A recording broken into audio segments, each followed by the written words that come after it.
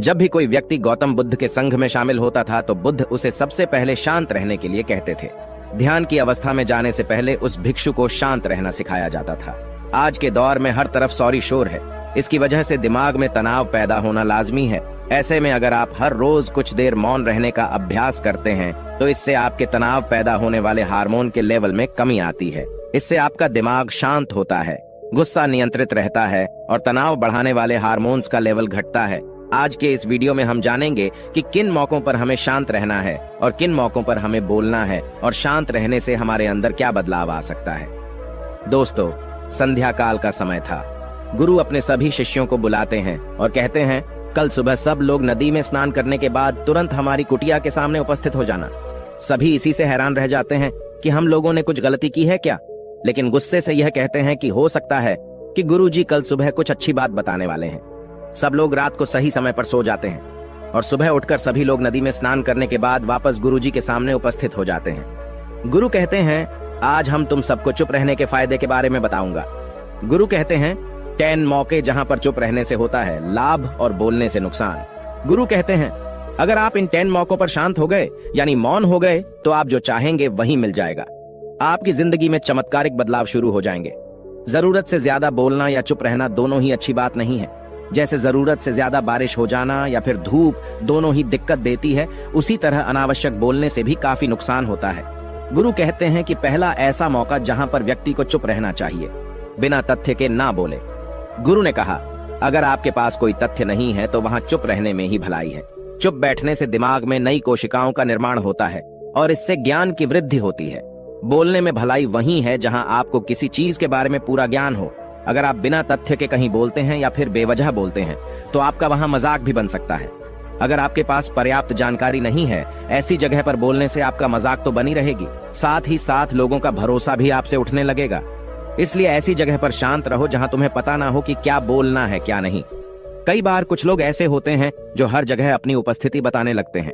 उन्हें पता नहीं होता है कि हमें क्या बोलना है, लेकिन फिर भी बोलते जाते हैं और फिर बाद में दूसरे लोग उनके जाने के बाद उनका मजाक उड़ाते हैं। जब तक आपको उस तथ्य के बारे में अच्छा ज्ञान नहीं है, उसके बारे में पता नहीं है, तो वहां चुप रहना ही ज्यादा समझदारी है। गुरु ने कहा, दूसरा ऐसा मौका जहां पर व्यक्ति को चुप रहना चाहिए। शब्दों से न पहुंचे ठेस। अगर आपके शब्द किसी को मानसिक ठेस पहुंचा रहे हैं तो वहां चुप हो जाना चाहिए। कमजोर व्यक्ति के बारे में कुछ भी बोलकर आप महान नहीं बन सकते हैं। महान आप किसी कमजोर का साथ देने में बनेंगे। कई बार होता है कुछ लोग अपने से छोटे व्यक्ति को भला बुरा कहते रहते हैं। सामने वाला इंसान तो कद से आपसे छोटा है, वह आपको कुछ नहीं बोलेगा, लेकिन आप उसकी नजरों में गिरते चले जाएंगे।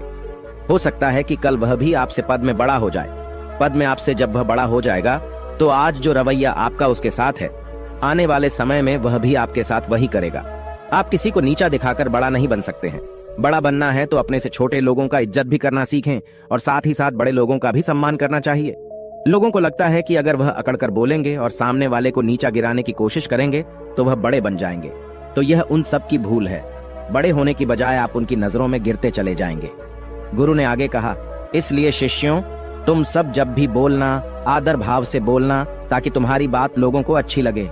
बोलने में भाई बहन, माता पिता, मित्र इत्यादि संबोधन शब्दों का इस्तेमाल जरूर करना।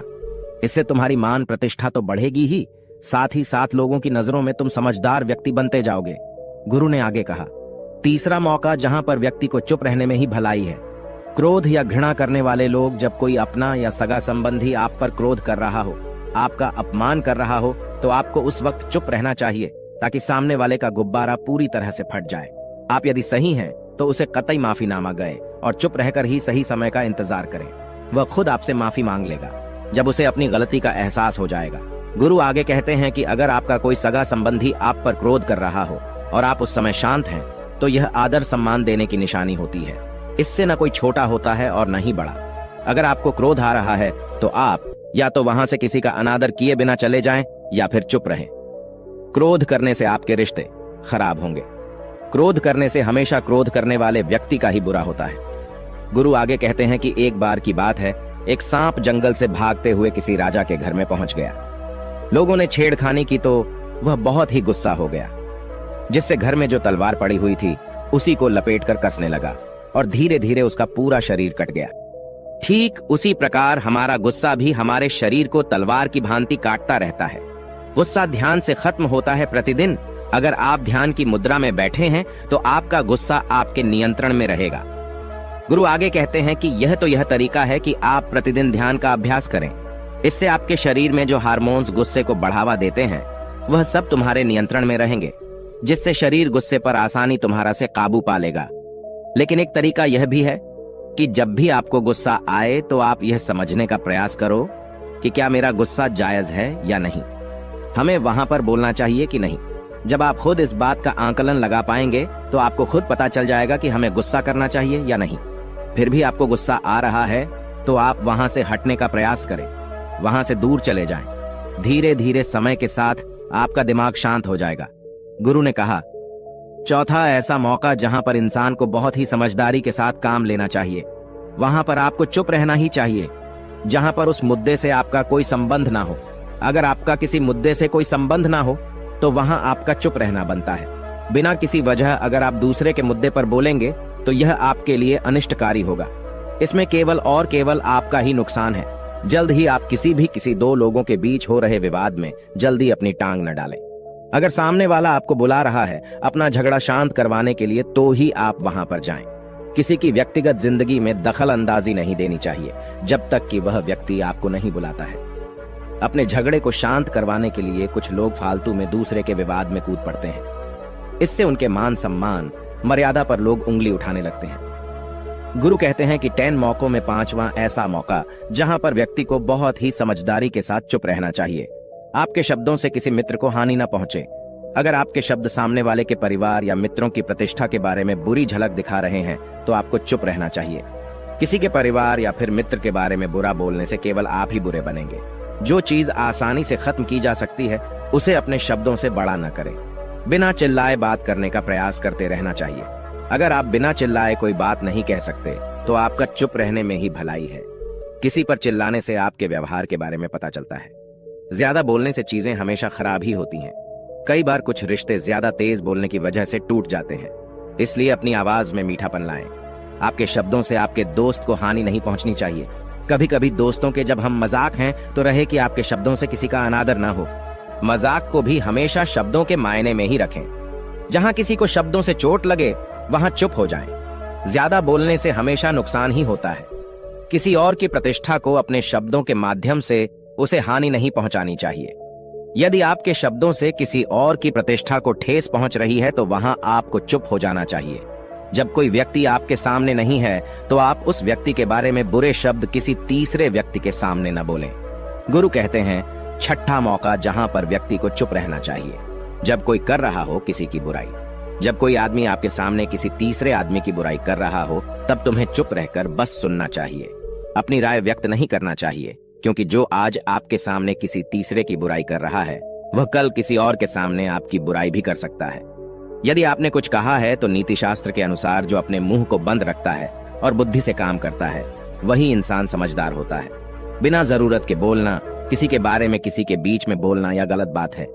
कभी कभी हमारे लिए बुद्धिमानी इसी में होती है कि हमें अपना मुंह ऐसी जगह पर नहीं खोलना चाहिए।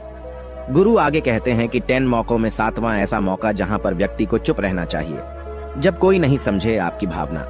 यदि आपको लग रहा है कि कोई व्यक्ति आपकी भावना, दुख या परेशानी को शब्दों में नहीं समझ रहा है, यदि आपको लग रहा है कि सामने वाला व्यक्ति आपकी भावना या दुख को या आपकी जो परेशानी है उसको वह समझ नहीं पा रहा है या समझने का प्रयास ही नहीं कर रहा है या वह आपको ध्यान से सुन ही नहीं पा रहा है, तो ऐसे व्यक्ति के सामने आप चुप ही रहें, क्योंकि ऐसे लोगों को आपकी भावना या दुख से कोई मतलब नहीं होता है। ऐसे लोगों को अपना राज बताकर आप पछताएंगे ही बाद में। इसलिए हर किसी को अपने मन की बात नहीं बतानी चाहिए। अगर आपको लग रहा है कि सामने वाला आपकी बात को नहीं समझ पा रहा है, आपकी भावनाओं को नहीं समझ पा रहा है, तो वहां पर आपको नहीं बोलना चाहिए, क्योंकि आज में आपका मजाक ही बन जाएगा जब आपको लगने लगे कि सामने वाला आपकी भावनाओं को ठीक तरीके से समझ रहा है, आप जो कह रहे हैं वह ठीक से सुन रहा है, तभी आप उसे अपनी बात कहें। गुरु कहते हैं कि 8वां मौका जहां पर आपको चुप रहना चाहिए जब कोई इंसान अपना दुख व्यक्त करे। यदि कोई इंसान अपने दुख या परेशानी को आपको बता रहा है तो इसका मतलब यह है कि वह आपको अपना समझ रहा है। ऐसे में तुरंत ही उसे समाधान बताने के बजाय चुप रहकर उसके दुख या समस्या को सुने। उसके दुख या समस्या को किसी और को न बताएं। वह इसलिए नहीं बता रहा है कि उसकी समस्याओं का समाधान कर देंगे। बल्कि वह इसलिए भी बता रहा है कि सामने वाला उसकी बात को समझ रहा है। कई बार बताने से दुख कम हो जाते हैं। आपको अपना दुख इसलिए बता रहा होगा कि उसे लग रहा है कि आप उसकी बात को समझ रहे हैं। दुख बांटने से कम हो जाता है। इसलिए जब कोई व्यक्ति अपना दुख आपसे व्यक्त करे तो आप चुप मारकर उसकी बात को बहुत ही ध्यान से सुनें, ताकि उसके दुख कम हो जाएं। उसके मन का बोझ हल्का हो जाए, क्योंकि उसके मन में जो भी बातें थीं वह आपको सब बता दिया। गुरु आगे कहते हैं कि 10 जगहों में 9 ही ऐसी जगह जहां पर आपको चुप रहना चाहिए। जहां पर दुष्ट प्रकृति के लोग रह रहे हों और गाली गलौज कर रहे हों तो आप वहां पर मत जाइए। ऐसी जगहों से आप चुपचाप निकल जाएं, अर्थात अपनी प्रतिक्रिया दिए बिना आप वहां से चले जाएं, क्योंकि जिसकी जुबान खराब होती है, जो दुष्ट प्रकृति के लोग होते हैं, उनको आप ऐसे समय में नहीं समझा सकते हैं। जब उनका दिमाग पूरी तरह से शांत हो जाए तभी वह आपकी बात सुनेंगे। इसलिए जहां पर दुष्ट प्रकृति के लोगों आपकी बात को न मानते हों और न ही सुनते हों तो आपको वहां पर नहीं बोलना चाहिए। गुरु कहते हैं कि 10 माह ऐसा मौका जहां पर आपको शांत हो जाना चाहिए। अपनी सफलता का राज हर किसी को न बताएं। कई बार होता है कि कुछ लोग जो सफलता को बहुत ही जल्दी अर्जित कर लेते हैं, वे हर जगह अपनी सफलता का ढिंढोरा पीटने लगते हैं। ऐसे में क्या होता है कि कई लोग आपकी सफलता से खुश नहीं होते हैं। अगर आप अपनी सफलता का जबरदस्ती लोगों में ढिंढोरा पिटवा रहे हैं तो लोगों की नकारात्मक ऊर्जा आपको प्रभावित कर सकती है। जब आप सफल होंगे तो सबको पता चल जाएगा कि आप सफल हो गए हैं। ढिंढोरा पीटने से नुकसान आपका ही होगा।